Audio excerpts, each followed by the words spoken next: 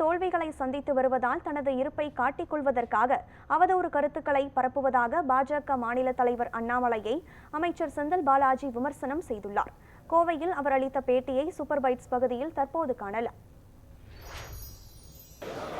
வேலை இல்லாதவங்க, அரசியலில் முகவரி இல்லாதவங்க, தொடர்ந்து மக்களால் தோல்வியை சந்திக்கக்கூடியவங்க, தொடர்ந்து மக்களால் தோல்வியை சந்திக்கக்கூடிய, உள்ளூரில் நின்னாலும் தோல்வி, வெளியூரில் போய் நின்னாலும் தோல்வி, தொடர் தோல்வியை சந்திக்கக்கூடியவங்க தன்னுடைய இருப்பிடத்தை காட்டுவதற்காக பல்வேறு கருத்துக்களை மக்களிடத்தில் வெளிச்சம் பெறுவதற்காக ஒரு பொய்யான கருத்துக்களை, உண்மைக்கு மாறான கருத்துக்களை, அவதூறு கருத்துக்களை பரப்புறதுல மட்டும்தான் கொள்கையாக இருக்காங்க.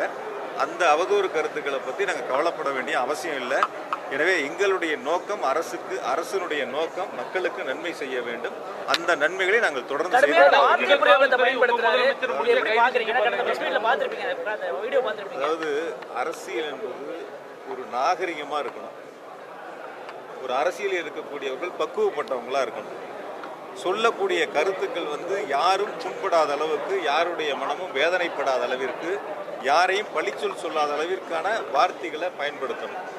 அந்த மாதிரி பழக்கமும் படாதவங்க, பக்குவப்படாதவங்க, அரசியலில் முதிர்ச்சியை அந்த நிலைக்கு வராதவங்க, அரசியலுக்கு தகுதி இல்லாதவங்க இது போல வார்த்தைகளை தான் பயன்படுத்துவாங்க. அதனால் அவங்க அந்த வார்த்தைகளை பயன்படுத்துகிறாங்கிறதுக்காக நம்ம வருத்தப்பட வேண்டியதில்லை. நம்மளுடைய நோக்கம் என்ன? அரசினுடைய திட்டங்களை கொண்டு போய் சேர்க்க வேண்டும், முதலமைச்சருடைய உத்தரவுகளை செயல்படுத்த வேண்டும், மக்களுடைய கோரிக்கைகளை நிறைவேற்ற வேண்டும்.